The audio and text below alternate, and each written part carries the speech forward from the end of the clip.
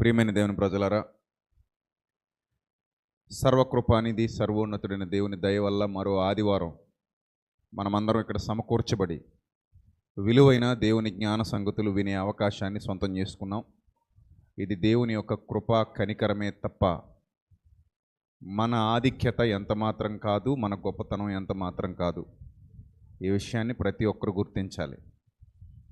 మన గొప్పతనం వల్ల, మన ఆధిక్యత వల్ల, మనకు కలిగిన ఘనత వల్ల ఈ భూమి మీద మనకి ఏ మేలు జరగదు. మానవులు అనుకుంటున్నట్టుగా దేవుని ఎరుగని వారు, దేవుని ఎరిగిన వారు సమతూకానికి పిలువబడినట్టుగా ఉన్నారు. మీరు గమనించారో లేదో, ప్రసంగి చాలా స్పష్టంగా చెప్తాడు, అందరికీ అన్నీ సమానంగా సంభవిస్తున్నాయి, ఇక్కడ ఎక్కువ లేదు తక్కువ లేదు అన్నాడు. అందరికీ అన్నీ సమానంగా పంచిపెట్టబడుతున్నాయి, ఇక్కడ ఎక్కువ లేదు తక్కువ లేదు.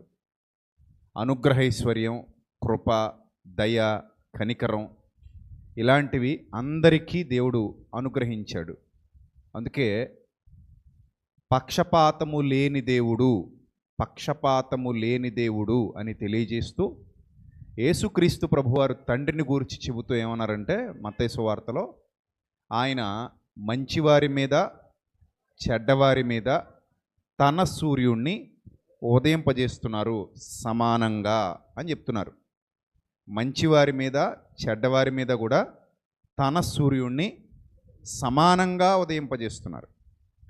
రెండో పాయింట్, నీతిమంతుల మీద అనీతిమంతుల మీద. మత్తయి సువార్త 5వ అధ్యాయము 45వ వచనం మనం చదువుతున్నది. మత్తయి సువార్త 5వ అధ్యాయము 45వ వచనం మీరు చదువుతున్నారు. ఆయన చెడ్డవారి మీద మంచివారి మీద తన సూర్యుణ్ణి సమానంగా ఉదయింపజేస్తున్నాడు. ఈ పాయింట్ మీరు అర్థం చేసుకోవాలి. దేవుడికి పక్షపాతం లేదు.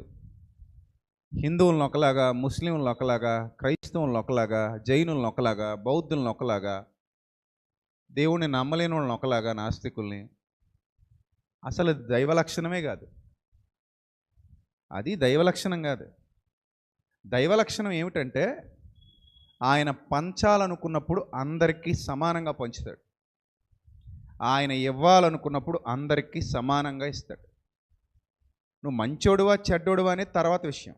ముందు దేవుని బిడ్డవి, దేవుని ద్వారా సృజింపబడ్డావు. నువ్వు హిందువైనా, ముస్లిం అయినా, క్రిస్టియన్ అయినా, జైన మతమైనా, బౌద్ధ మతమైనా, ఇంకో మతమైనా, లేదు ఏ దేవుడిని నమ్మకుండా నాస్తికురాలుగా మిగిలిపోయినోడు అయినా, ముందు ఎవరి బిడ్డవు నువ్వు?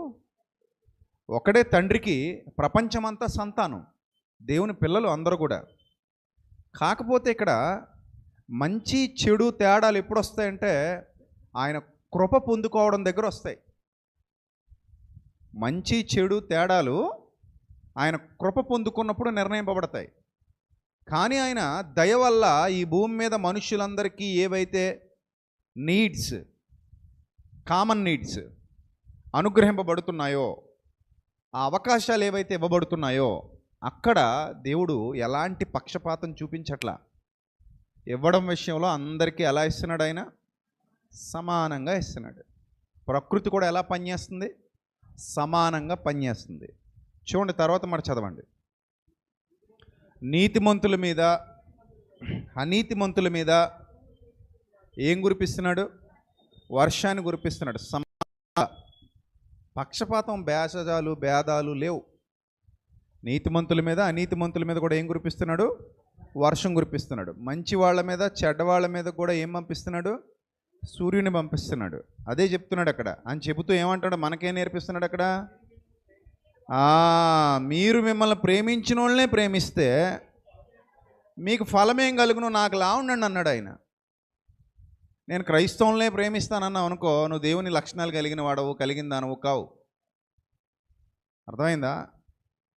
క్రైస్తవ పక్షపాతిని నేను, మనం క్రైస్తవులం అన్నావు అనుకో, నువ్వు దేవుని లక్షణాలు కలిగిన దానివి కావు, దేవుని లక్షణాలు కలిగినోడు కావు. నువ్వు గాలి అంటదా, అలాగా నీరు అంటదా, ఆకాశం అంటదా, సూర్యుడు అంటాడా, వర్షం అంటదా? ఇవన్నీ దేవుని యొక్క సేవకులు తెలుసా? ప్రకృతి అంతా ఎవరి సేవకులు? దేవుని సేవకులు. కాబట్టి నేను వీళ్ళనే ప్రేమిస్తా, వాళ్ళనే ప్రేమిస్తాననే అధికారం, హక్కు వాటికి లేవు. అలాగే మనకు కూడా దేవుడు ఇవ్వలేదు. అందరినీ ప్రేమించు, అందరితో సమానంగా ఉండు, అందరితో మంచిగా ఉండు. అర్థమైందా? మతాన్ని బట్టి ద్వేషించుకో, కులాన్ని బట్టి ద్వేషించుకో. అవి దైవ లక్షణాలు కావు. మా మా మా పక్కింటి వాళ్ళు అంటే మాకు పడదు, వాళ్ళు వేరే మతం వాళ్ళు. మా బంధువులు అంటే మాకు పడదు, వాళ్ళు ఇంకో మతం వాళ్ళు. వాళ్ళు ఎవరు అంటే మాకు పడదు, వాళ్ళు వేరే కులం వాళ్ళు. అసలు ఆ భావజాలం వద్దు మనకి. నువ్వు దేవుని బిడ్డవైతే, దేవుని కుమారుడివైతే, దేవుని కుమార్తెవైతే స్వచ్ఛంగా ఉండాలి. ఎలా ఉండాలి? స్వచ్ఛంగా ఉండాలి. స్వచ్ఛమైన మనసుతో ఉండాలి. నిష్కల్మషమైన మనస్సుతో ఉండాలి.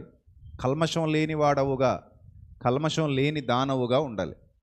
అది ప్రాక్టీస్ చెయ్యి, ఊరికే రాదు. అర్థమైందా? కుర్చీలో కూర్చుని నాకు అది వచ్చేయాలిగాక ఆమెన్ అంటే రాదు. అది వస్తుందా?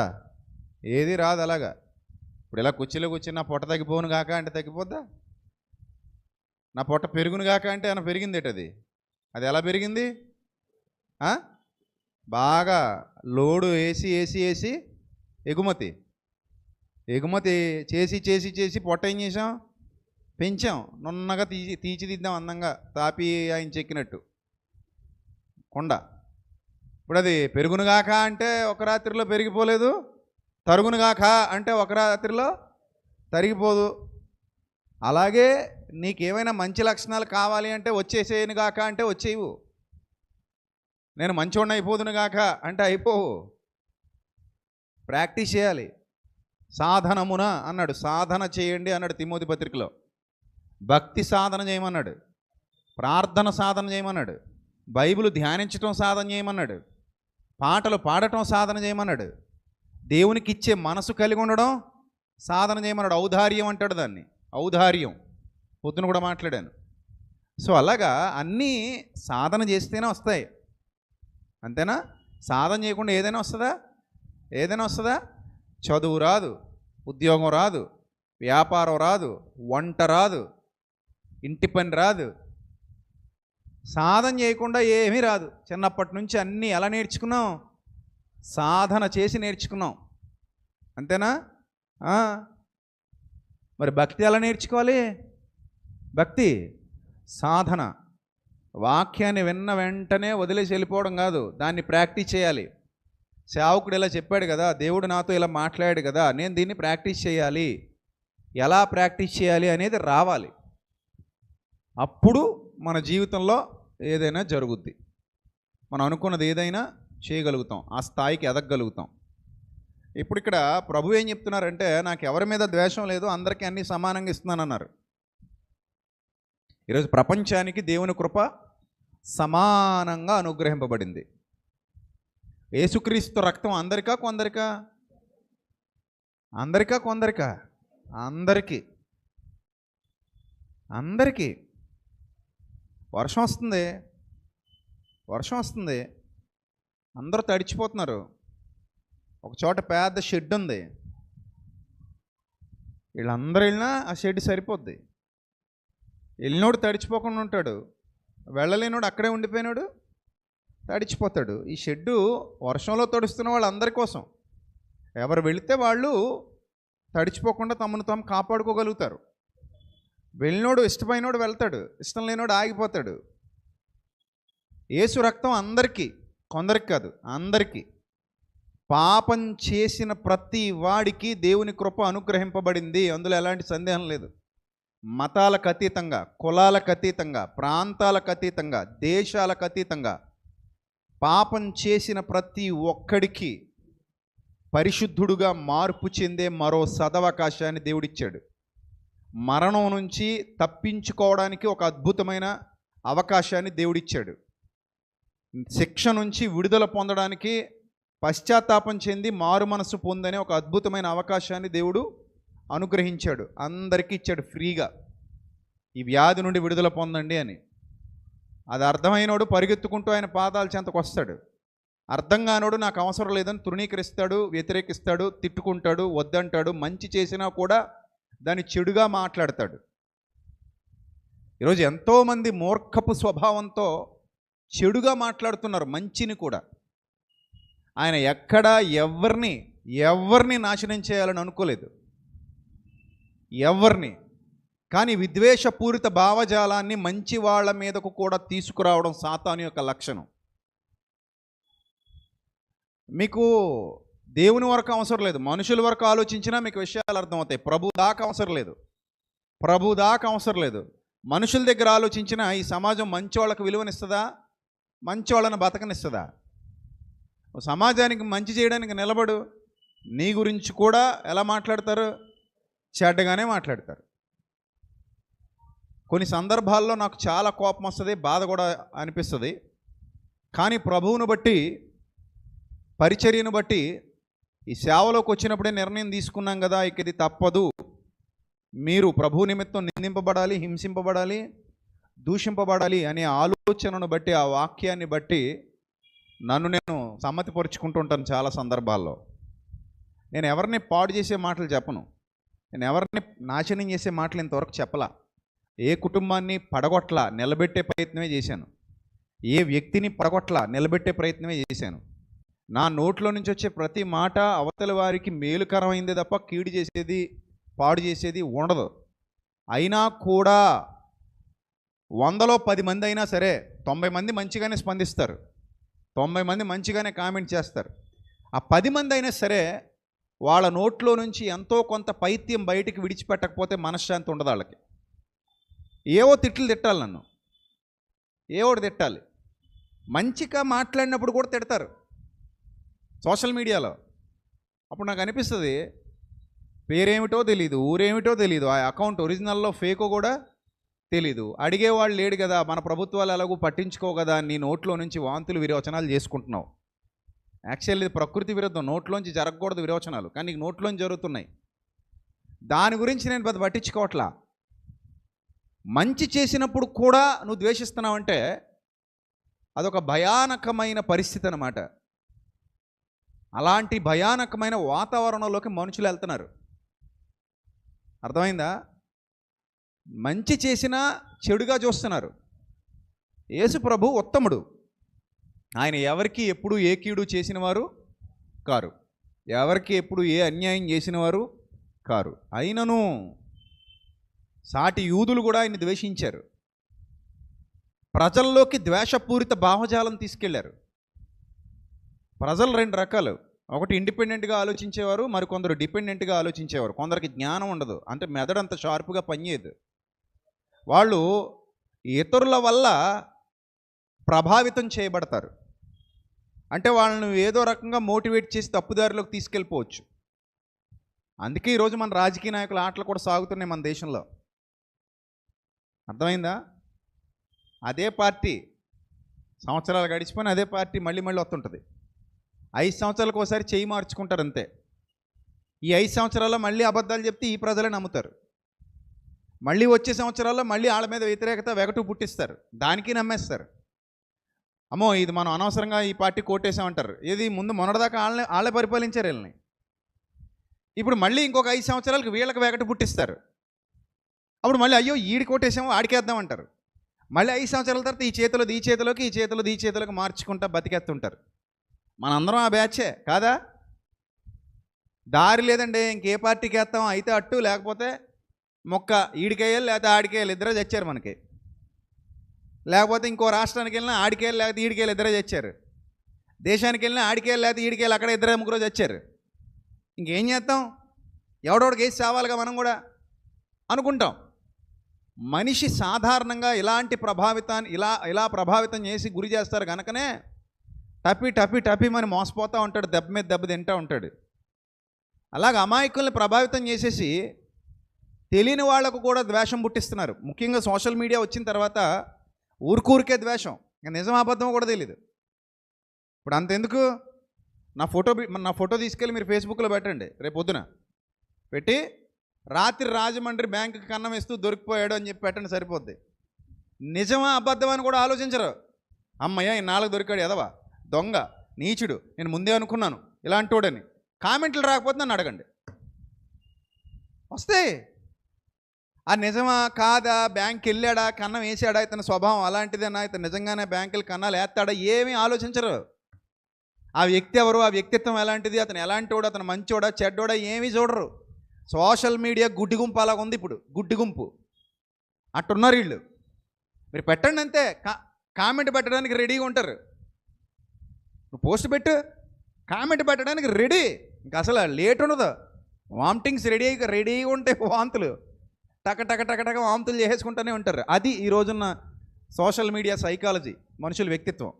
ఆ ట్రాప్లో మీరు పడకండి, తొందరపడకండి, అమాయకంగా జీవించకండి, తెలివి కలిగి బతకండి, జ్ఞానం కలిగి బతకండి, వివేకం కలిగి బతకండి, గుడ్డి గొర్రెల్లాగా ఉండకండి. అర్థమైందా? మెదడుకు పదును పెట్టండి. మెదడుకు పదును పెట్టి ఎవరు ఏం చెబుతున్నా విని ఆగి కాసేపు ఆలోచించి వాడు నన్ను ఎలా ప్రభావితం చేస్తున్నాడు, రాంగ్ రూట్లో తీసుకెళ్తున్నాడా, రైట్ వేలో తీసుకొస్తున్నాడా అన్న ఇంగితం మనందరికి ఉండాలి. అది లేని నాడు మన ఉనికిని మనం కోల్పోతాం. ఫ్యాన్ ఉంది, దాని అంతటా తిరగలేదు, ఎవడో వెళ్ళి స్విచ్ నొక్కాలి, అప్పుడు తిరుగుద్ది. అంటే మనం అలా ఉండకూడదు. ఒకటి తిప్పితే తిరగడం, ఒకటి ఆపితే ఆగిపోవడం. నీకు ఫ్యాన్కి తేడా లేదా? నువ్వు ఫ్యాన్వా, నిర్జీవమైన దానివా, జీవం కలిగినోడివా కదా? ఒకటి తిప్పితే తిరగడం, ఒకటి ఆపితే ఆగిపోవడం ఏంటది? నీకంటూ ఇండివిజువాలిటీ ఉండాలి. తెలివిగా ఆలోచించగలిగే, సొంతంగా ఆలోచించగలిగే సామర్థ్యం ఉండాలి. ఎవరు ఏది చెప్పినా వినాలి. విని ఆ మాటల్లో వాస్తవాలు ఎన్ని ఉన్నాయి, అవాస్తవాలు ఎన్ని ఉన్నాయి, సత్యం ఎంత ఉంది, అసత్యం ఎంత ఉంది, గ్రహించగలిగే జ్ఞానం నీ దగ్గర ఉండాలి. అలా గ్రహించలేనప్పుడు ఎవరు పడితే వాళ్ళు ఎలా పడితే అలా నేను తోలుకుంటూ పోతారు. నువ్వు గుడ్డి గొర్రెలాగా వాళ్ళు వెంట పోతావు అంతే. నీకంటూ ఇండివిజువాలిటీ రాదు అప్పుడు. అర్థమైందా? సో యేసుక్రీస్తుని అబ్జర్వ్ చేయండి, ఆయన మాటలను అబ్జర్వ్ చేయండి. ఎప్పుడు ఎవరిని ఎక్కడా త్రోవ తప్పించలేదు, ఎక్కడా ఒక తప్పు మాట ఆయన నోట్లోంచి రాలేదు. ఆయన క్యారెక్టర్కి పేరు పెట్టడానికి ఎవడు సరిపోడు, ఎవడో ఈ భూమి మీద ఆరిన నేల మీద ఎవడు సరిపోడు ఆయన క్యారెక్టర్ని తప్పు పట్టడానికి, ఆయనకు పేరు పెట్టడానికి. ఇంకెవడు పుట్టలేదు, భవిష్యత్తులో పుట్టడు కూడా.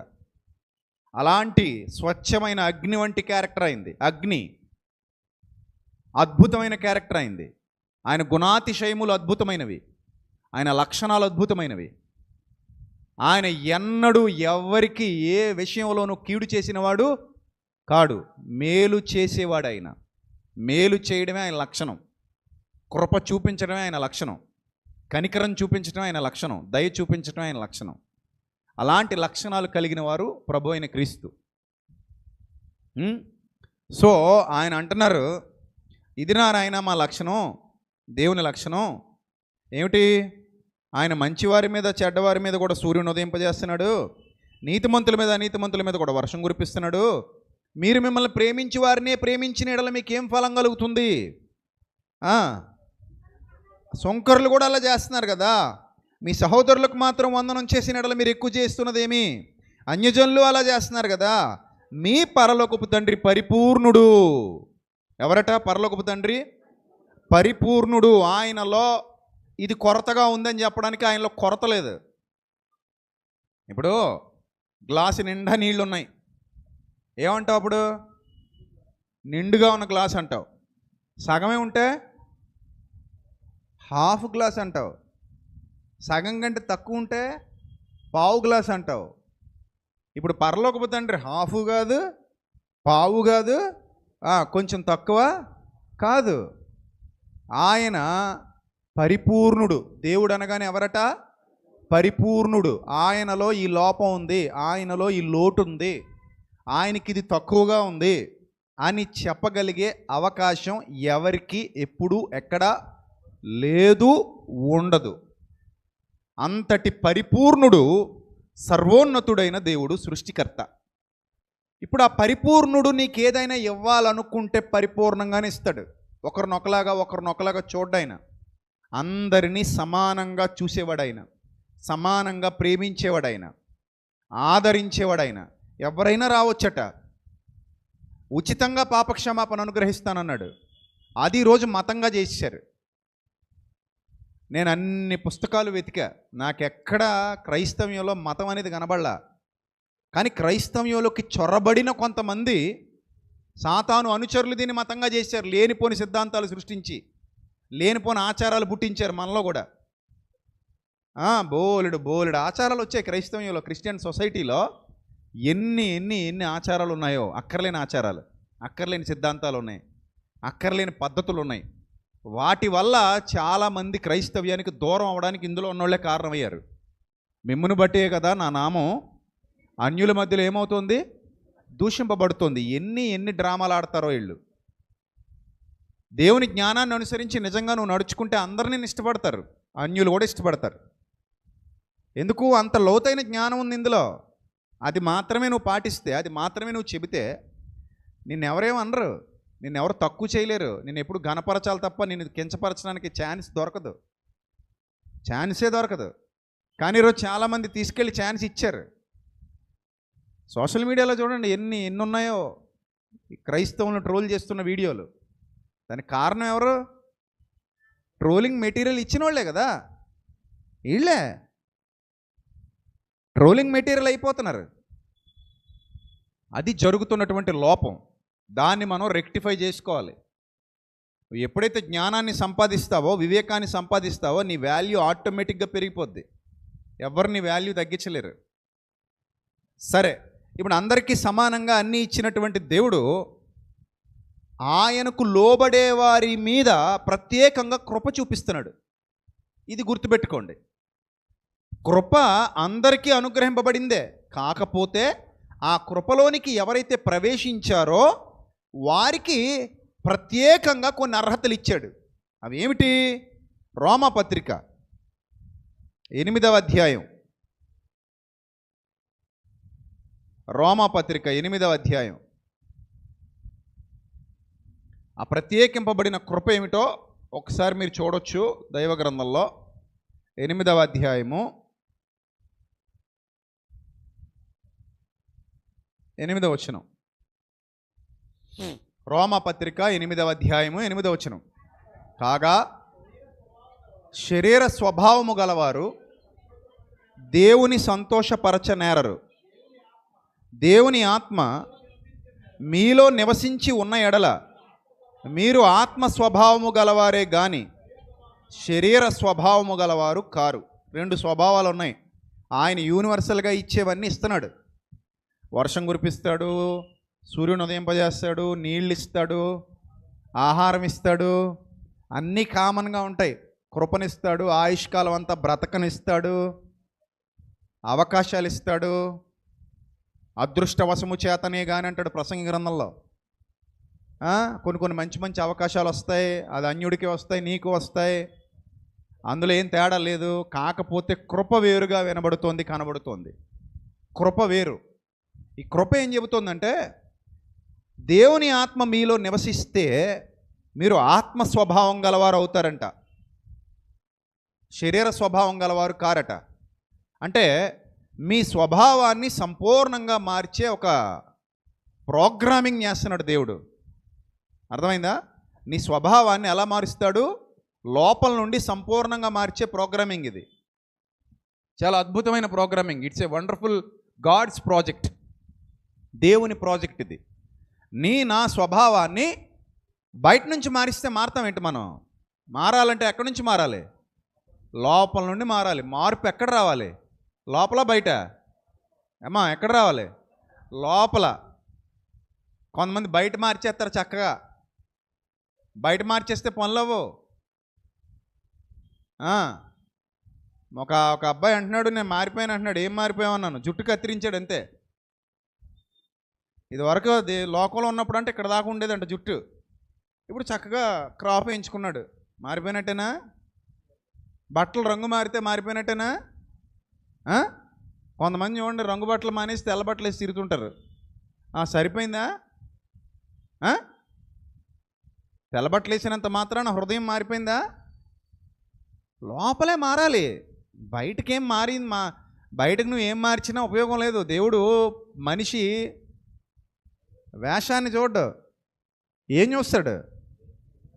నీ ఇన్నర్ పర్సనాలిటీ కావాలి ఆయనకి. అదే ముఖ్యం. పరలోకానికి వెళ్ళేది కూడా అదే. నీ ఇన్నర్ పర్సనాలిటీ మన్నైనది వెనుకటి వల్లే మన్నైపోద్ది. ఆత్మ దాన్ని దయచేసిన దేవుని వద్దకు వెళ్తుంది. అది కదా బాగుండాలి, అది మారాలి. అది మారినంత వరకు పైన ఎన్ని పెట్టినా ఉపయోగం లేదు. లోపల సెప్టిక్ అయిపోయింది, పైన పోతేసో ఏమవుద్ది? కుళ్ళంతా ఎక్కడుంది? లోపల ఉంది. పూత ఎక్కడ వేసావు? పైన వేసావు. మరి కుళ్ళు పోకుండా పూత పోస్తే తగ్గిపోద్దా? సెప్టిక్ అయిపోయిన గాయం పోద్దా? కాలు ఇంకా ఎక్కువ కుళ్ళిపోద్దా? లోపల కుళ్ళిపోద్ది. లోపల కుళ్ళిపోతుంటే పైన కవర్ వేస్తే ఎలా కుదురుద్ది?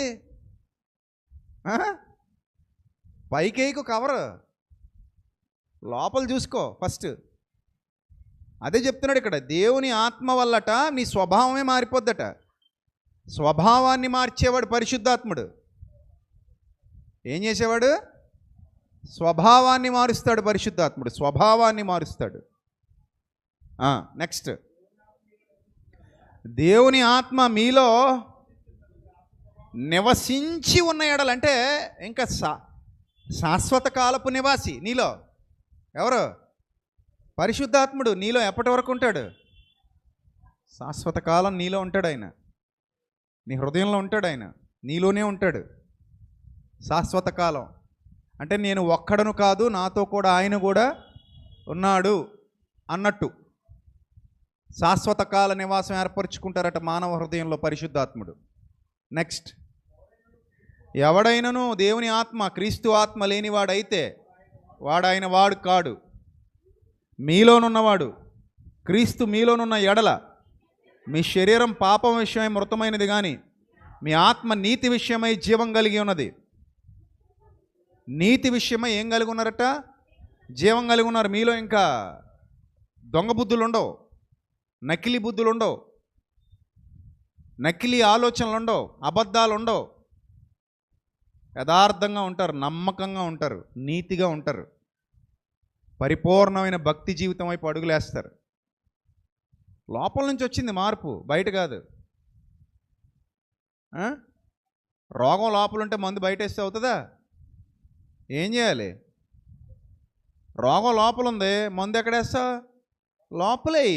మందు బయట వేస్తే ఎట్ట కుదురుద్ది? కుదరదు. అర్థమైందా? తర్వాత, మృతులలో నుండి యేసును లేపిన వాని ఆత్మ మీలో నివసించిన ఎడల, మృతులలో నుండి క్రీస్తు యేసును లేపినవాడు చావునకు లోనైన మీ శరీరములను కూడా మీలో నివసిస్తున్న తన ఆత్మ ద్వారా జీవింపజేస్తాడు. కాబట్టి 14వ వచనం, దేవుని ఆత్మ చేత ఎందరు నడిపింపబడుదురో వారందరూ దేవుని కుమారులు సంపూర్ణంగా పరిపూర్ణంగా. చూడండి, పక్షపాతం లేని దేవుడు నీకు ఇస్తున్నటువంటి స్పెషల్ ఆధిక్యత. అందరికీ వర్షాన్ని కురిపిస్తాడు, కామన్. అందరికీ సూర్యుని ఉదయింపజేస్తాడు, కామన్. అందరు భూములు పండుతాయి, కామన్. అందరికీ ఆయుష్కాలం, కామన్.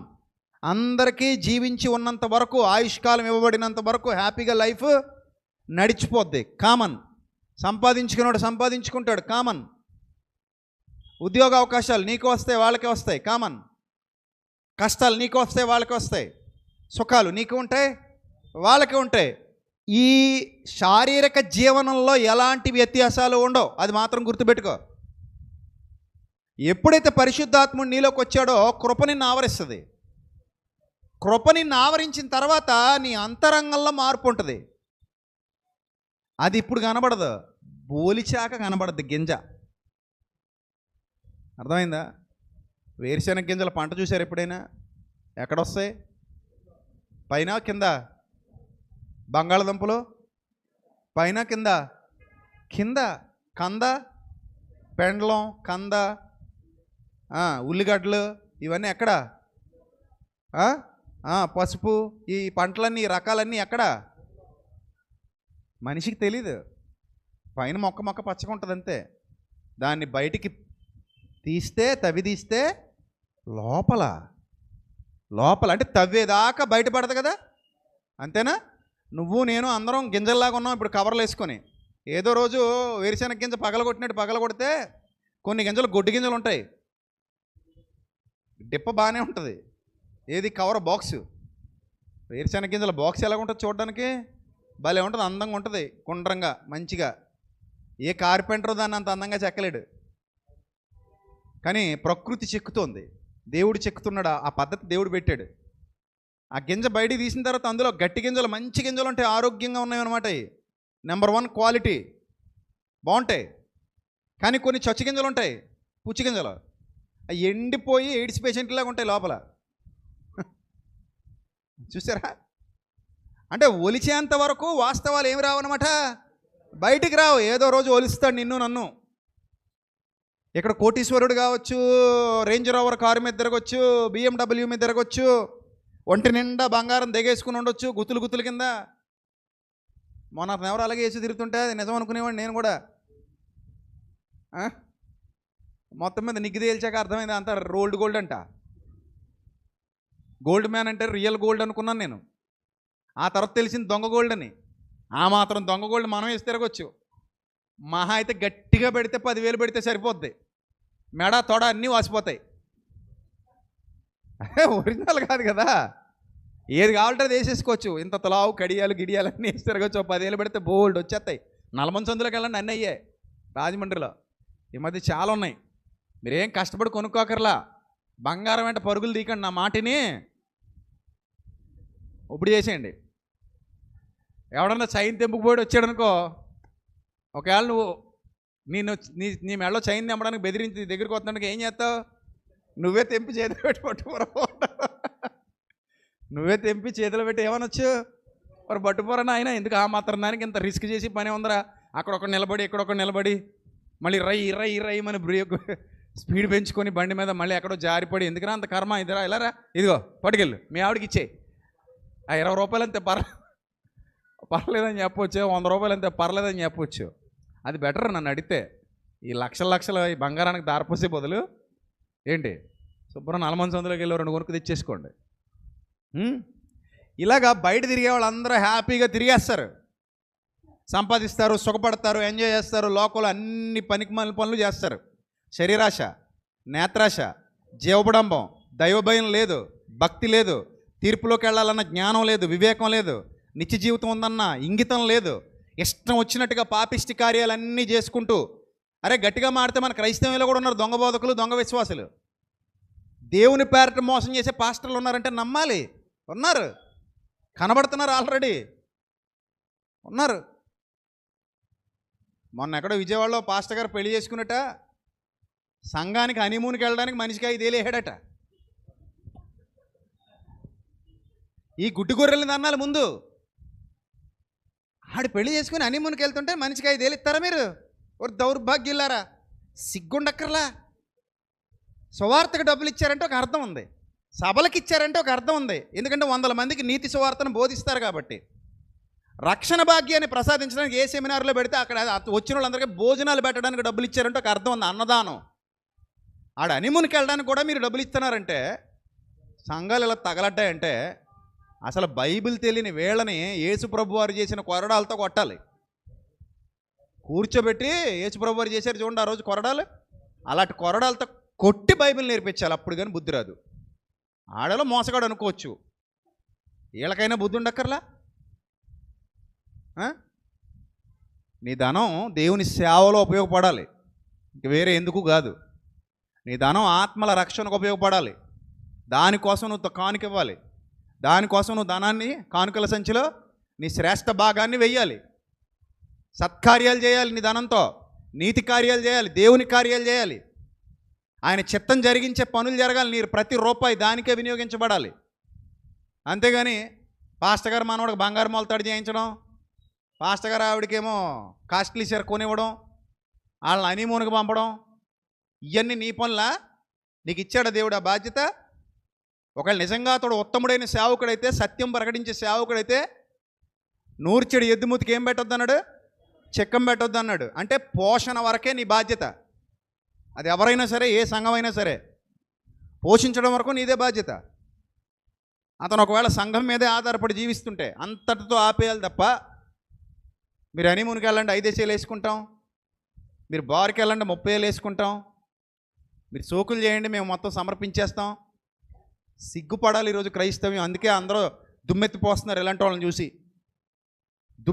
చీ అంటున్నారు బయట. మారాలి ఎప్పటికైనా. మార్పు లేని వాళ్ళని నిలబెట్టి కడిగేయాలి, అడగాలి, ఏందయ్యా మీరు చేసేది తప్పు కదా. ఇప్పుడు హనీమూన్కి వెళ్ళిపో చచ్చిపోతారా మీ ఇద్దరు? మీకు ఉన్నంతలో వెళ్ళండి. హనీమూన్ అంటే దాని ఇంకో కంట్రీ ఏంటి? ఎక్కడికి వెళ్ళినా హనీమూనే. నీ స్థాయిని బట్టి పో, అంతేగా. నీ దగ్గర ఎంత డబ్బు ఉంటే అంతకి, ఎంత చెట్టుకి అంత కాలి. అందరిని అడుక్కొని వెళ్తావా 5 దేశాలు?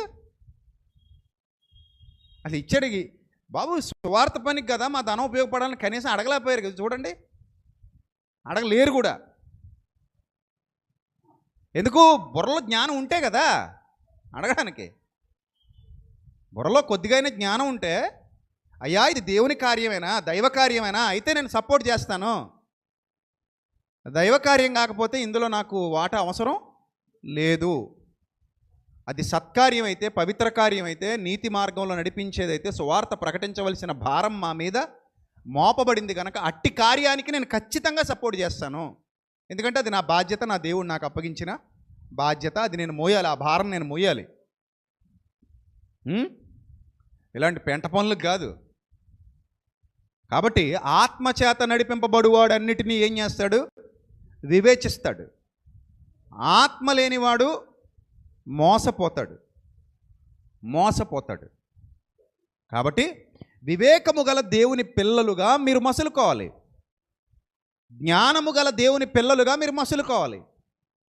సంపూర్ణ నిశ్చయత కలిగిన వారై ముందుకు కదలాలి. ఇప్పుడు దేవుని ద్వారా పొందుకోబోయే ఆశీర్వాదాల గురించే మనం మాట్లాడుకుంటున్నాం. అందరికీ అన్నీ సమానంగా ఇచ్చిన ప్రత్యేకింపబడిన కృపలో వర్ధిల్లు వాడవు నీవు. ఆ ఓపెన్ చేసినప్పుడు నిందారహితుడుగా కనబడతావు. ఆ గింజ ఓపెన్ అయినప్పుడు ప్రభు తీర్పు దినం ఒకటి రాబోతుంది. ఆ రోజు రహస్యమైనవన్నీ వెలుగులోకి వస్తాయి. అప్పుడు ఓపెన్ చేసి చూపిస్తాడు, ఇది నువ్వంటే అన్నప్పుడు. ఆ రోజు ఘనత, మెప్పు, మహిమ ఎక్కడ పొందుకుంటావు? దేవుని ఎదుట పొందుకుంటావు. దానికోసం నువ్వు సిద్ధంగా ఉండాలి. దానికోసం నువ్వు మంచి బతకాలి. నీతిమంతుడిగా, నీతిమంతురాలిగా జీవించాలి. లోపల కట్టుకో అందంగా, ఆత్మ సహాయంతో. ఎందరు దేవుని ఆత్మచేత నడిపింపబడుదురో వారందరూ దేవుని కుమారులయ్యుందురు. ఏలైనగా మరల భయపడుటకు మీరు దాస్యపు ఆత్మను పొందలేదు కానీ దత్తపుత్రాత్మను పొందితిరి అన్నాడు. అలాగే 16వ వచనం చూడండి, మీకు ఎంత గొప్ప బాధ్యత ఇచ్చాడో. మనము దేవుని పిల్లలమని తానే, మా ఆత్మ తానే, పరిశుద్ధాత్ముడు తానే మన ఆత్మతో కూడా లోపలుండి సాక్ష్యం ఇస్తున్నాడంట పరిశుద్ధాత్ముడు. నెక్స్ట్, మనము పిల్లలమైతే దేవుడికి వారసులం. దేవుడి వారసులం. క్రీస్తుతో కూడా మహిమ పొందుటకు ఆయనతో శ్రమపడిన ఎడల క్రీస్తు తోడి వారసులు. ఈ లోకంలో నువ్వు ఎలా ఉన్నా కానీ ఒక రోజు నువ్వు ఆయన సింహాసనం మీద కూర్చోబోతున్నావు. ఇది నిజం, పచ్చి నిజం. ఇక్కడ నీకు విలువ లేకపోవచ్చు, నీకంటే ఘనులు ఉండొచ్చు, ఇక్కడ నీకంటే గొప్పవాళ్ళు ఉండొచ్చు. ఎన్నిక లేని దానవుగా, ఎన్నిక లేని వాడవుగా ఇక్కడ కనబడుతున్నావేమో. ఒకరోజు నీ ఆధిక్యత ఎంత బాగుంటుందో ఊహించుకో. నీ ఊహలకు అందదు. ఒకరోజు నిన్ను ఉన్నత శిఖరాల మీద నీ ప్రభు కూర్చోబెట్టబోతున్నాడు, నీ ఊహలకు అందదు. అలాంటి అత్యద్భుతమైన స్థితిని నీకు కల్పించబోతున్నాడు, ఇవ్వబోతున్నాడు. నీ ఊహలకు అందని ఆధిక్యత దేవుడిని సొంతం చేయబోతున్నాడు. ఇది వాస్తవం, బైబిల్ గ్రంథం చెబుతున్నటువంటి వాస్తవం. అది గ్రహించు. నీకు వాగ్దానం ఆల్రెడీ ఇచ్చేశాడు. ఎప్పుడు నువ్వు కన్ను మూస్తావో, కన్ను మూయగానే వాగ్దానంలో ప్రవేశిస్తావు. అంతే, నో డౌట్ అందులో. ఆ వాగ్దానాన్ని దేవుడు నీకు ఎప్పుడో ఇచ్చేశాడు. కాబట్టి ఆత్మచేత నడిపింపబడు వారికి కలిగినటువంటి ఆధిక్యతలు అన్నీ ఇన్ని కావు, ఇంకా చాలా ఉన్నాయి బైబిల్ గ్రంథంలో, చాలా ఉన్నాయి. చూడండి, ఆయన యందు విశ్వాసం ఉంచితేనట ఇంకొన్ని బెనిఫిట్స్ ఉన్నాయట. శరీరాశతో, నేత్రాశతో, జీవబడంబంతో జీవించే వాళ్ళకి ఈ లోకంలో కష్టం వచ్చినప్పుడు దారి దొరకపోవచ్చు. కానీ సర్వోన్నతుడైన దేవుని ఆత్మతో నడిపించబడుతున్న నీకు కష్టం వచ్చినప్పుడు ఖచ్చితంగా దారి దొరుకుద్ది. ఎందుకో తెలుసా? నీ నిమిత్తం విజ్ఞాపన కూడా ఆయన చేస్తున్నాడు. చూడండి, రోమాపత్రిక, నీ కోసం ప్రార్థన చేస్తున్నాడట ఆయన మూలుగుతూ. 26:8-26 అటువలే పరిశుద్ధాత్ముడు మనలో ఉండి మన బలహీనతలు చూసినప్పుడు సహాయం కూడా చేస్తాడట. లోపలుండి ఆయన నిన్ను వదిలేడు. ఈ ఒక్క పాయింట్ అర్థం చేసుకుంటే క్రైస్తవం ఎప్పుడో బాగుపడేది. పరిశుద్ధాత్ముడు ఎక్కడ సంచరిస్తున్నాడు, అక్కడ సంచరిస్తున్నాడు, ఈ ఆర్టిస్ట్ కాలేజీ గ్రౌండ్లో సంచరిస్తున్నాడు అని చెప్పడం కాదు. ఆయన ఎక్కడ సంచరించడు. ఆయన ఎక్కడుంటాడు? మనలోనే ఉంటాడు. ఇంక సంచరించాల్సిన పని ఏంటి ఆయనకి? సంచరించేది ఆయనగా, సైతానుగాడు.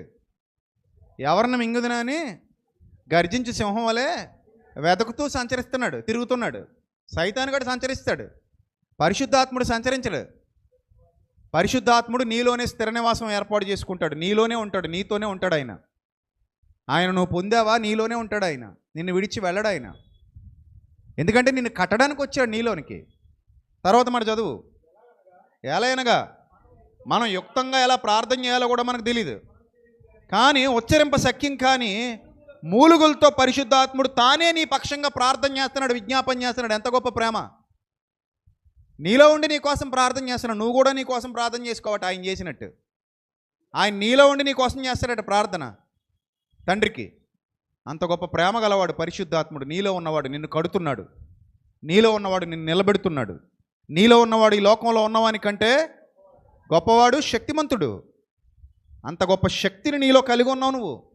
ఇది లోకంలో ఉన్నవారి కంటే నీకు ఎక్కువైన ఆధిక్యత, నీకు ప్రత్యేకంగా ఇవ్వబడినటువంటి ఆధిక్యత, ఆశీర్వాదం. అది గ్రహించు, గుర్తించు. అది గ్రహించు, గుర్తించు. ఒకవేళ కష్టం వచ్చిందా, నీ మీద నిలుస్తాడు ఆయన. పేతురు గారు రాసినటువంటి మొదటి పత్రిక, పేతురు గారు రాసినటువంటి మొదటి పత్రిక 4వ అధ్యాయము 14వ వచనం. పేతురు గారు రాసిన మొదటి పత్రిక 4వ అధ్యాయము 14వ వచనం. క్రీస్తు నామము నిమిత్తం మీరు నింద పాలైన ఎడల, ఒకవేళ మీరు దేవుని నామాన్ని భరిస్తున్నందుకు ఒకవేళ నీ మీదకి నింద ఏమైనా వస్తుందేమో, నా తమ్ముడా, చెల్లెమ్మ, అక్క, అన్నయ్య, గుర్తుపెట్టుకో. క్రీస్తు నామము నిమిత్తం ఒకవేళ నువ్వు నింద పాలైన ఎడల, మహిమా స్వరూపియగు ఆత్మ అనగా పరిశుద్ధాత్మ మీ మీద నిలుచుచున్నాడు గనుక మీరు ధన్యులు. బా, ఎన్ని ఆధిక్యతలండి క్రైస్తవ జీవితంలో. క్రీస్తు కొరకు నిలబడితే, సత్యమును అనుసరిస్తూ లోపల అంతరంగ మందిరాన్ని కట్టుకుంటుంటే, నీలో ఉన్న మలినాలన్నీ బయటికి పోతుంటే, కుళ్ళంతా బయటికి పోతుంటే, నీలో ఒక అద్భుతమైన దేవుని మందిరం రూపుదిద్దుకుంటుంటే, పరిశుద్ధాత్ముడు దానిని నిర్మిస్తుంటే, నీకు కలుగుతున్న ఆధిక్యతలు అన్నీ ఇన్ని కావు. ఎన్నో ఆధిక్యతలతో నిన్ను అలంకరిస్తున్నాడు ఆయన.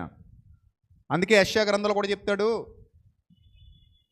1వ అధ్యాయం 19వ వచనంలో ఇశ్రాయేలీలతో చెప్పాడు ఈ మాట. వాళ్ళు తప్పు చేస్తున్నప్పుడు మీరు మారు మనసు పొంది నా మాట వింటే, నా బిడ్డలారా, ఏమన్నాడో తెలుసా? 19 యెషయా గ్రంథం 1వ అధ్యాయం 19వ వచనం. మీరు సమ్మతించి అంటే నా మాటలకు అంగీకరించి, నా మాటకు లోబడి, నా మాట వినిన ఎడల ఏంటట? మీరు భూమి యొక్క మంచి పదార్థాలను అనుభవిస్తారట. చూసారు? మీరు సమ్మతించి నా మాట వినిన ఎడల మీరు భూమి యొక్క మంచి పదార్థాలను అనుభవిస్తారు. ఎంత మంచి వాగ్దానం ఇది! ఎంత మంచి వాగ్దానం! మీరు సమ్మతించాలి నా మాటలతో, దానికి లోబడాలి, వినాలి. మీకు ఏ లోటు ఉండదు. మీరు మంచి పదార్థాలన్నిటిని ఏం చేస్తారు? అనుభవిస్తారు. వాగ్దానం ఇది. వాగ్దానం. ఆజ్ఞను అనుసరిస్తే వాగ్దానం నీ సొంతమవుతుంది. వాగ్దానం ఆజ్ఞతో ముడిపడి ఉంటుంది. గతంలో కూడా చెప్పాను మీకు. కాబట్టి నువ్వు ఆజ్ఞను అనుసరించు, వాగ్దానం ఏమవుతుంది? నీ సొంతమవుతుంది. మీరు భూమి యొక్క మంచి పదార్థాలను ఏం చేస్తారు? అనుభవిస్తారు అని చెప్తున్నాడు. అలాగే కీర్తనల గ్రంథం 128వ కీర్తన, 128వ కీర్తన మొదటి 2 వచనాలు చదువుదాం. 128వ కీర్తన మొదటి 2 వచనాలు. యెహోవా యందు భయభక్తులు కలిగి ఆయన త్రోవల యందు నడుచు వారందరూ ధన్యులు. ఎవరు పడితే వాళ్ళు కాదు. ఇక్కడ వేరుగా ఉంది, మళ్ళీ కృప వేరుగా ఉంది. లోకంలో అందరికీ అన్నీ సమానంగా ఇస్తున్నాడు, కానీ ఆయన పిల్లలు అయ్యేవారికి కొన్ని స్పెషల్ క్వాలిటీస్, ఆధిక్యతలు ఇచ్చాడు. అవి నీకు మాత్రమే సొంతం. గుర్తుపెట్టుకో దేవుని సంగమా. ఆయన యందు భయభక్తులు కలిగి ఆయన త్రోవల యందు నడుచు వారందరూ ధన్యులు. నిశ్చయముగా అంటే అర్థం ఏంటి? ఎట్టి పరిస్థితుల్లో ఖచ్చితంగా నీవు నీ చేతుల కష్టార్జితమును అనుభవించదవు. ఎంత మంచి వాగ్దానం అమ్మా! ఎంత మంచి వాగ్దానం ఇది! ఇది మీరు అనుకోవచ్చు, వాగ్దానం అంటున్నారు పాస్టర్ గారు లేదా సేవకులు, వాగ్దానం అంటున్నారు, చీటీ మీద రాసేవాళ్ళు కదా మాకు అనుకోవచ్చు. చీటీ మీద రాసిచ్చే వాగ్దానాలు కావు ఇవి. యూనివర్సల్గా అందరికీ వాగ్దానం ఇది. ఇప్పుడు అరే బుద్ధిగా ఉండండిరా, సాయంత్రం వచ్చేటప్పుడు మీకోసం కేకులు తెస్తా అన్నాడు అనుకో నాన్న, బుద్ధిగా ఉన్న వాళ్ళు అందరికీ తెస్తాడనే కదా అని అర్థం. 10 మంది పిల్లలు ఉన్నారు ఇంట్లో, బుద్ధిగా ఉన్న 10 మంది పిల్లలకి తెస్తాడనా, లేకపోతే పెద్దోడు ఒక్కడికే తెచ్చి మిగిలిన 9 మందిని ఎండగడతాడనా? లేకపోతే కేక్ ఇసురుతాడు, ఎవడ మీద పడితే ఆడికి పెడతాడనా? అలా కుక్క పిల్లలు ఏంటి ఇసరడానికి, కన్నపిల్లలు. కాబట్టి వాగ్దానాలు అనేవి నీకు చీటి మీద రాసిస్తే నెరవేరేవి కావు. నువ్వు బైబిల్ చదువుకుంటే అది నీదే, దాన్ని నువ్వు ఫాలో అయితే అది నీదే. దేన్ని? ఆజ్ఞ నువ్వు ఫాలో అయితే వాగ్దానం నీ సొంతం, అందులో ఎలాంటి డౌట్ లేదు. చదువు తర్వాత, నిశ్చయముగా నీవు నీ చేతుల కష్టార్జితము అనుభవించదవు, నీవు ధన్యుడవు, నీకు మేలు కలుగును, నీ లోగిట నీ భార్య ఫలించు ద్రాక్షావల్లి వలె ఉండును, నీ లోగిట నీ భోజనపు బల్ల చుట్టూ నీ పిల్లలు ఒలీవ మొక్కల వలె ఉందురు. యెహోవా యందు భయభక్తులు గలవాడు, ఆడెవ్వడైనా సరే, ఏ దేశంవాడైనా సరే, ఏ జాతివాడైనా సరే, ఏ రాష్ట్రంవాడైనా సరే, ఏ ప్రాంతంవాడైనా సరే, యెహోవా యందు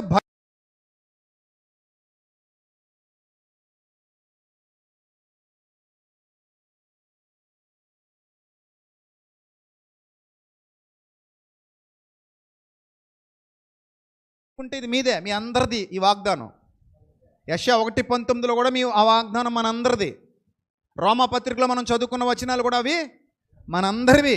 ఇందులో వాడు వీడు అని ఏ భేదము లేదు. మనల్ని ఒకేలాగా దేవుడు దీవించాలనుకుంటున్నాడు, ఆశీర్వదించాలనుకుంటున్నాడు, ఆయన ఇవ్వాలనుకుంటున్నాడు. నీ మనసుకు ఆయన ఆజ్ఞలు నచ్చితే, వాటిని నువ్వు అంగీకరిస్తే, సమ్మతించి నీవు ఆయన మాట వినిన ఎడల భూమి యొక్క మంచి పదార్థాలన్నిటిని మీరేం చేస్తారు? అనుభవిస్తారు. మరొకసారి మాట చదువుదాం, 128వ కీర్తన. ఎంత బాగుందో ఆ మాట.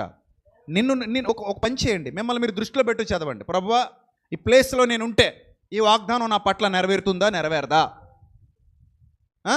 రోమాపత్రిక 8 కానీ, యెషయా 1:19 కానీ, ఇక్కడ మీరు చదువుతుంటున్న కీర్తన 128 కానీ, ఇవన్నీ మీరు దృష్టిలో పెట్టుకుని, ప్రభువా ఈ ప్లేస్లో నేనే నిలబడితే ఈ వాగ్దానం నా పట్ల నెరవేరుతుందా అని మంచి మనసుతో చదవండి. ఏముంది అక్కడ?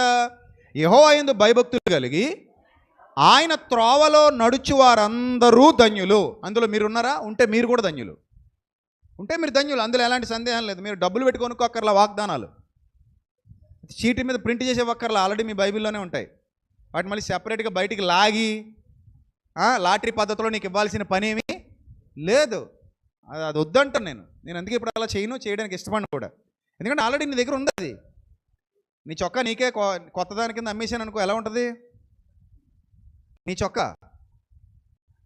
నువ్వు ఉతకడానికి వేసిన చొక్కా దండం మీద నుంచి ఎత్తుకొచ్చేసి అదే నీకు మళ్ళీ కొత్త దాని కింద రేటుకి అమ్మేసాను అనుకో, కొనేసుకుంటావా? మరి వాగ్దానాలు ఏంటంటే మన బైబిల్లో ఉన్నవే కదా అవి. ఎవడో ప్రింట్ చేసి ఇవ్వడం ఏంటి మనకి? మనం కొనుక్కోవడం ఏంటి? అవసరం లేదు. ఈ వాగ్దానం నీది. నువ్వు ఆయన ఆజ్ఞను అనుసరించి జీవించు. ఏమంటుంది అక్కడ వాక్యం? యెహోవా యందు భయభక్తులు కలిగి. యెహోవా యందు ఏం కలిగి? భయభక్తులు కలిగి ఆయన త్రోవల యందు నడుచు వారందరూ ధన్యులు. నువ్వు అందులో ఉంటే నువ్వు ధన్యుడివి, ధన్యురాలివి, నో డౌట్. నీకు ఆయనకు మధ్యలో ఇంకెవరు మధ్యలో బ్రోకర్లు ఉండరు. అర్థమైందా? మధ్యలో మధ్యవర్తులు ఎవరు ఉండరు. నువ్వు డైరెక్ట్ దేవునితో సంబంధం కలిగి ఉంటావు. ధన్యుడివి, ధన్యురాలివి. నెక్స్ట్, నిశ్చయముగా నీవు నీ చేతుల కష్టార్జితం అనుభవిస్తావు. సందేహమే లేదు. రాసి పెట్టుకో. నువ్వు దేవుని యందు భయభక్తులు కలిగి జీవించు. నిశ్చయంగా నీ చేతుల కష్టార్జితాన్ని నువ్వు అనుభవిస్తావు. అందులో ఎలాంటి సందేహం లేదు. దేవుడు నీ కష్టాన్ని నీకు తిరిగి ఇచ్చేస్తాడు. నీ కష్టానికి తగిన ప్రతిఫలాన్ని నీకు ఇస్తాడు. నీకు కావలసిన ఆశీర్వాదాన్ని అంతటి నేను సమకూర్చి పెడతాడు. నీకు ఎప్పుడు ఏమి ఇవ్వాలో, ఎలా ఇవ్వాలో ఆయనకి తెలుసు. సర్వభూమికి ఆయన రాజై ఉన్నాడు. నిన్న ఆయన విడువడు, ఎడబాయడు. మొన్న ఆరాధన గీతంలో ఒక లైన్ రాశాను. సింహపు పిల్లలు లేమి గలవై ఆకలి గొనుట సాధ్యము. సింహపు పిల్లలు లేమి గలవై ఆకలి గొనుట సాధ్యము.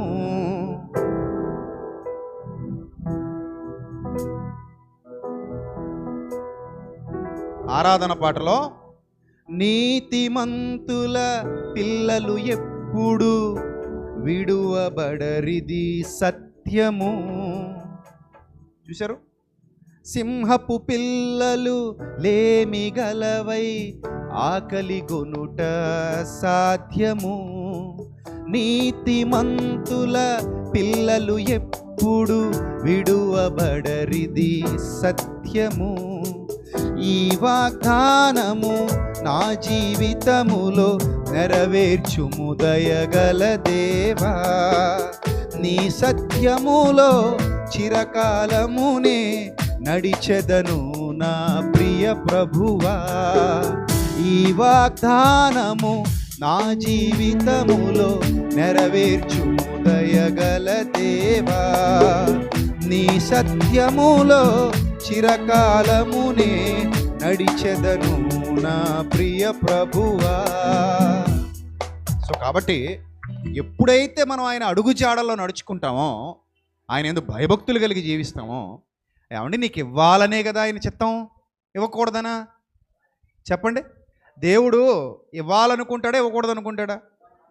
చూశారు? అమ్మ ఉందా? అమ్మ నాన్నున్నారా? మనకు పెట్టాలనుకుంటారా పెట్టకూడదు అనుకుంటారా? చిన్నప్పటి నుంచి ఏమనుకుని పెంచారు మనల్ని? అమ్మ ఏమనుకుని పెంచిందమ్మా మనల్ని? పెట్టాలనా పెట్టకూడదనా? పెట్టాలనేగా. వంట చేస్తుంది, వంట చేస్తుంది, పెడతదా పెట్టదా? పెట్టడానికే కదా చేస్తుంది మనకి, అవునా? పెట్టడానికే చేస్తుంది అమ్మ వంట. నాన్న సంపాదించి తెస్తున్నాడు, పెట్టడానికైనా పెట్టకూడదనా? బాధ్యత గల గురించి మాట్లాడుతున్నాను సుమా. మళ్ళీ మా ఆయన ఇలా అండి అలాగండి తాగుబోతు దరిద్రుడు అండి అని నాకు చెప్పకండి. అది బాధ్యత లేనివాడి గురించి నేను మాట్లాడట్లా. నేను మాట్లాడుతున్నది ఎవరి గురించి? బాధ్యత గల తల్లిదండ్రుల గురించి. బాధ్యత గల తల్లిదండ్రులు ఎప్పుడు పెట్టాలనే చూస్తారు, ఇవ్వాలనే చూస్తారు. మనల్ని మోసం చేస్తారా? అమ్మ నాన్న మనల్ని బాధ్యత గల తల్లిదండ్రులు పిల్లల్ని మోసం చేస్తారా? చేయరు కదా. పిల్లలే పంచప్రాణాలు వాళ్ళకి. పిల్లల కోసమే బతుకుతారు వాళ్ళు, పిల్లల కోసమే చచ్చిపోతారు. వాళ్ళకి పిల్లలు తప్ప మరో ప్రపంచమే ఉండదు, అవునా? అంత ఇష్టం మన తల్లిదండ్రులకి మనం అంటే అంత ఇష్టం. అందుకే ఇంత పెరిగి పెద్దోళ్ళు అయ్యాం. లేకపోతే ఎక్కడ దాకా ఎక్కడ వస్తాం, ఎప్పుడో చచ్చిపోయేవాళ్ళం. సమాజంలో కసాయి తల్లులు ఉన్నారు, కసాయి తండ్రులు ఉన్నారు. ఈ మధ్య వార్తలు కూడా ఎక్కువ వింటుంటే బాధేస్తుంది. పిల్లల్ని చంపేస్తున్న తల్లులు, అక్రమ సంబంధాలు పెట్టుకుని పిల్లల్ని చంపేస్తున్న తల్లులు, అక్రమ సంబంధాలు పెట్టుకుని పిల్లల్ని చంపేస్తున్న తండ్రులు. ఈ నీచమైన సమాజాన్ని చూస్తుంటే అరే ఇంత దుర్మార్గపు సమాజంలో మనం బ్రతుకుతున్నావా అని బాధేస్తుంది కొన్నిసార్లు. కానీ బాధ్యత గల తల్లిదండ్రులు పిల్లల ప్రాణాలు తీరు, అవసరమైతే పిల్లల కోసం ప్రాణాలు ఇచ్చేస్తారు. అది బాధ్యత గల తల్లిదండ్రుల లక్షణం. పిల్లల కోసం అయితే చచ్చిపోతారు తల్లిదండ్రులు, అంత ప్రేమిస్తారు పిల్లల్ని. మరి తల్లి అయిన మరుచునేమో కానీ నేను నిన్ను మరువను, నా అరచేతుల్లో నిన్ను చెక్కుకున్నాను అన్నాడు కదా ప్రభు. ఆయన ఎంత ప్రేమిస్తాడు? మళ్ళీ చెప్పనా, ఈ సమస్తాన్ని నీకు నాకు ఇవ్వడానికే కలుగు చేశాడు. అర్థమైందా? ఏది దేవుడి కోసం కలుగు చేసుకోలేదు. ఇక్కడున్న సమస్తము ఎవరి కోసం కలుగు చేయబడింది చెప్పండి? నీకోసం నా కోసమే కదా సోదరా సోదరి. నీకు నాకు కాకుండా ఎవరికి ఇవ్వడానికి చేశాడు ఇది? దురాత్మలకి సాతానికి ఇస్తాడా ఏంది? ఎవరికి ఇస్తాడు ఈ ప్రకృతిని, ప్రపంచాన్ని? నీకు నాకే, నా కోసం నీ కోసమే దేవుడు కలుగు చేశాడు. మన కోసమే దేవుడు మనల్ని ప్రేమించి సమస్త సృష్టిని చేశాడు. నీకు ఇవ్వడానికి ఆయన సిద్ధంగా ఉన్నాడు, కానీ నీకు అర్హత లేదంతే. నువ్వు అర్హత సంపాదించుకుంటే నీకు అన్నీ ఇస్తాడు ఆయన. దావీదు గొర్రెలు కాసుకునేవాడు, కానీ తీసుకెళ్ళి ఎక్కడ కూర్చోబెట్టాడు? సింహాసనం మీద కూర్చోబెట్టాడు. ఇప్పుడు గొర్రెలు కాసుకునేవాడు రేంజ్ ఎక్కడ పోయింది? రాజు అయి కూర్చున్నాడు. యోసేపు ఇంట్లోనే వీక్గా ఉన్నాడు పాపం. అన్నదమ్ముల్లోనే ఏమి లేనోడు, విలువ లేనోడు, ఎన్నిక లేనోడు. కానీ అతగాని తీసుకెళ్ళి ఎక్కడ కూర్చోబెట్టాడు? ప్రధాన స్థానంలో కూర్చోబెట్టి అన్నదమ్ములకు కూడా అన్నం పెట్టేలా చేశాడు. అది ఎంత గొప్ప ధన్యత! నన్ను అమ్మేద్దాం అనుకున్న వాళ్ళకి నేనేం పెడుతున్నాను? అన్నం పెడుతున్నాను. నన్ను గుంటలో దోసి చంపేద్దాం అనుకున్న వాళ్ళకి నేను షెల్టర్ ఇచ్చాను, నేను కాపాడాను, బ్రతికించాను, రక్షణ ఇచ్చాను. అబ్బా ఏమి ధన్యత అది! అన్నలు ఆ చిన్నోడు తమ్ముడికి సాష్టాంగ నమస్కారం చేశారట. ఎంత గొప్ప ధన్యత! దేవుడు నీకు ఇవ్వడానికి సిద్ధంగా ఉన్నాడు, నువ్వే తీసుకోవడానికి సిద్ధంగా లేవేమో. జాగ్రత్త, తీసుకోవడానికి రెడీగా ఉండు. చదువుదాం ఒకసారి, వచ్చినాను ముగించుకుందాం. యెహోవా యందు భయభక్తులు కలిగి ఆయన త్రోవలందు నడుచు వారందరూ ధన్యులు, నిశ్చయముగా నీవు నీ చేతుల కష్టార్జితం అనుభవిస్తావు. ఆయన త్రోవలో నడిస్తే నిశ్చయముగా నీవు చేతుల కష్టార్జితాన్ని అనుభవిస్తావు. నెక్స్ట్, నీవు ధన్యుడవు, నీకు మేలు కలుగును. నీ లోగిట నీ భార్య ఫలించు ద్రాక్షావల్లి వలె ఉంటుంది. బా, ఎంత ధన్యతది. కొంతమంది భర్తలకు భార్యలు సహకరించరట. సహకరించకపోవడం వల్ల కుటుంబాలు నష్టపోతాయి. అదే భర్తకు సహకరించే భార్య దొరికిందనుకోండి, చేదోడు వాదోడుగా అడుగులు అడుగేసుకుంటూ నడుస్తూ కలిసి కుటుంబాన్ని కట్టుకుంటున్నారు అనుకోండి, తొందరగా ఏమవుతారు, వాళ్ళు గ్రో అవుతారు. ఇప్పుడు పెద్ద సంచి ఉంది, కింద చిన్న రంధ్రం ఉందనుకోండి, సంచిలో పోసిందంతా ఏమైపోతుంటుంది, కిందకు పోతుంటుంది. భర్త పెద్ద సంచిలో నింపుతుంటే భార్య రంధ్రంలా మారకూడదు. అలాగని భార్య పెద్ద సంచిలో నింపుతుంటే భర్త అనేవాడు రంధ్రంలా మారకూడదు. ఇటు రంధ్రం పడినా సంచి ఖాళీ అయిపోద్ది, అటు రంధ్రం పడినా సంచి ఖాళీ అయిపోద్ది. ఆ తర్వాత ఇద్దరు కలిసి అడుక్కు తినడానికి కూడా పనికిరారు. మీ ఇద్దరు కలిసింది కుటుంబాన్ని కట్టుకోవడానికి తప్ప కుటుంబాన్ని నాశనం చేసుకోవడానికి కాదు. ఇద్దరికీ బాధ్యత ఉంటుంది. భర్త నువ్వు నోరమే నీకు తెలీదు అని అనకూడదు. భార్య మీరు కొంచెం మూసుకుంటారా, నా మాట వింటారా, మా అమ్మకు ఫోన్ చేశాను అని అనకూడదు. ఇద్దరు కలిసి కట్టుకోండి కుటుంబాన్ని. మీ ఇద్దరికి సమాన బాధ్యత ఉంది. ఇద్దరు కలిసి కుటుంబాన్ని కట్టుకుంటే చక్కగా ఏమవుద్ది, కుటుంబం వర్ధిల్లుతుంది, సమృద్ధి ఉంటుంది మీ కుటుంబంలో. అప్పుడు అంటున్నాడు, నీ భార్య నీ ఇంటిలో నీ లోగిట ఫలించు ద్రాక్షావల్లి వలె నీ భార్య ఉంటుంది. నెక్స్ట్, నీ భోజనపు బల్ల చుట్టూ నీ పిల్లలు ఎలా ఉంటారట, ఒలేవ మొక్కలాగుంటారట. ధన్యకరమైన కుటుంబం అండి, ఆశీర్వదింపబడిన కుటుంబం అండి ఇది. అలా ఉండాలి మన కుటుంబాలు. చెదురుమదురుగా ఉండకూడదు. భర్తతో దారి, భార్యతో దారి, పిల్లలతో దారి, వాళ్ళ డబ్బులు వాళ్ళు ఖర్చు పెట్టేసుకుని, వీళ్ళ డబ్బులు వీళ్ళు ఖర్చు పెట్టేసుకుని, ఎవరి డబ్బులు వాళ్ళు తగలేసేసుకుని, రేపు పొద్దున్న అప్పులైపోయామని చెప్పి దిక్కు మొక్కు లేకుండా కింద పడి ఏడుస్తూ.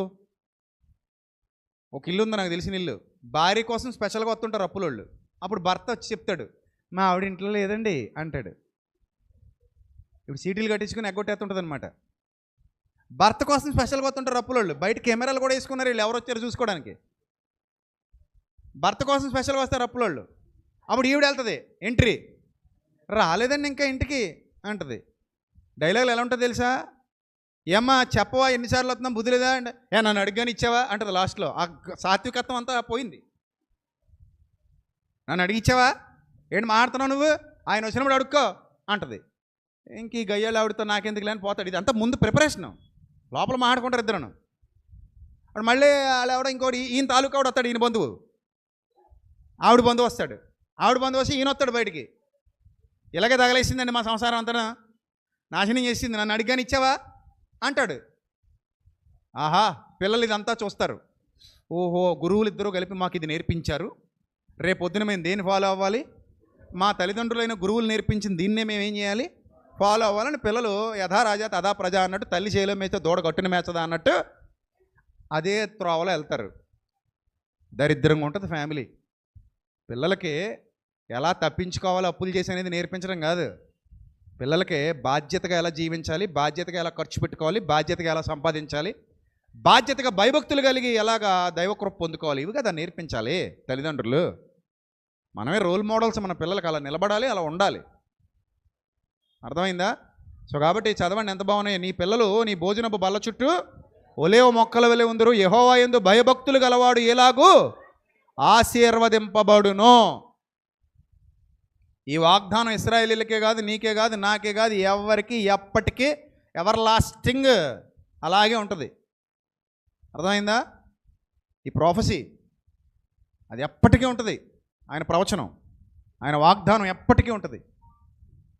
కాబట్టి దేవుని యందు భయభక్తులు కలిగి దేవుని కృపను పొందుకోండి, జ్ఞానవంతులుగా ఎదగండి, లోపల మందిరాన్ని కట్టుకోండి, అంతరంగంలో ఆశీర్వదింపబడండి.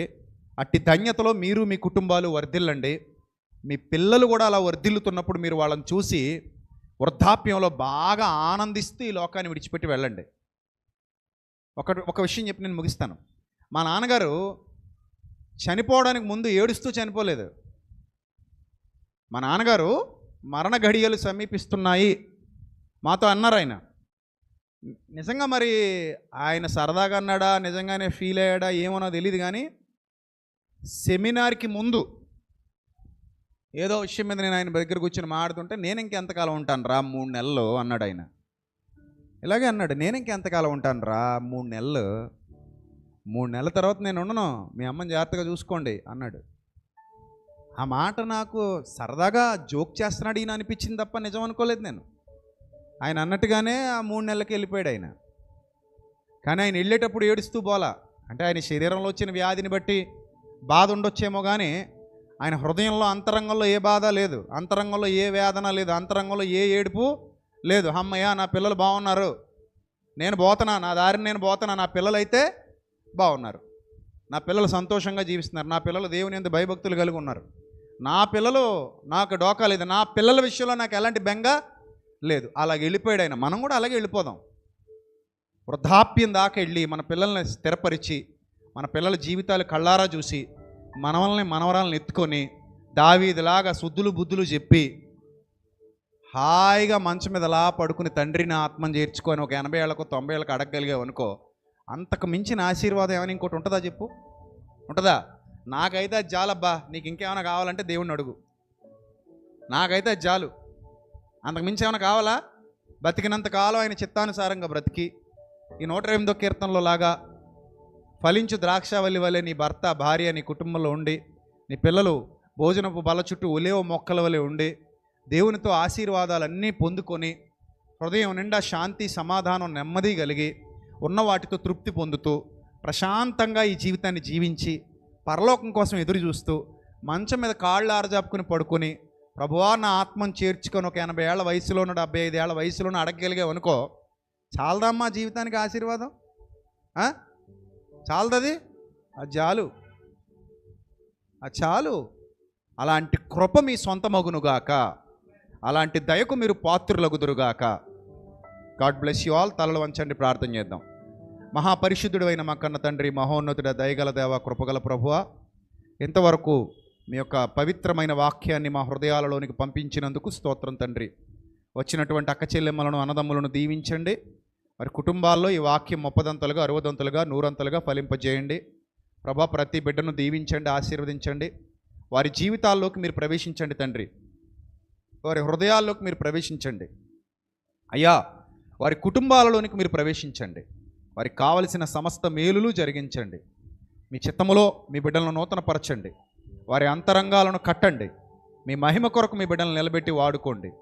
మీ చిత్తము మీ బిడ్డల జీవితాల్లో సంపూర్ణంగా జరిగించమని మా అందరి ద్వారా తండ్రి ఘనమైన కార్యాలు జరిగించుకోమని వేడుకుంటూ, అయ్యా ఎవరైతే వ్యాధి బాధల చేత శోధింపబడుతున్నారో వారికి సంపూర్ణ స్వస్థత విడుదల దయచేయమని, ఏ కుటుంబంలో అయితే చీకటి రాజ్యం వెళుతుందో ఆ చీకటిని పారద్రోలి ఆ కుటుంబంలో వెలుగులు నింపమని, ప్రభా ఎవరైతే ప్రభా మీ యొక్క చిత్తమెరుగక లోకంలో పరుగులు తీస్తున్నారో వారిని మీ చిత్తానుసారంగా నడిపించమని ప్రాధేయపడుతూ, విద్యార్థులకు పెద్దలకు వృద్ధులకు ప్రభా అందరికీ తోడుగా ఉండే వారి ప్రతి పనిలో ప్రయత్నాల్లో మీ కృపను అనుగ్రహించి నడిపించమని ప్రాధేయపడుతూ, ఘనత మహిమ ప్రభావములు మీకు మాత్రమే చెల్లిస్తూ, మా కొరకు రానే ఉన్న ప్రభువైన క్రీస్తు పేరిట ఈ ప్రార్థన మనవులు సమర్పించి మీ వద్ద నుండి తిరిగి పరలోకపు జవాబు పొందుకుంటున్నాం మా కన్న తండ్రి. ఆమెన్. అందరికీ వందనాలు. May Lord bless you all, love you all. దేవుడు మిమ్మల్ని మీ కుటుంబాలని బహుగా దీవించి ఆశీర్వదించునుగాక. Amen. God bless you. Thank you.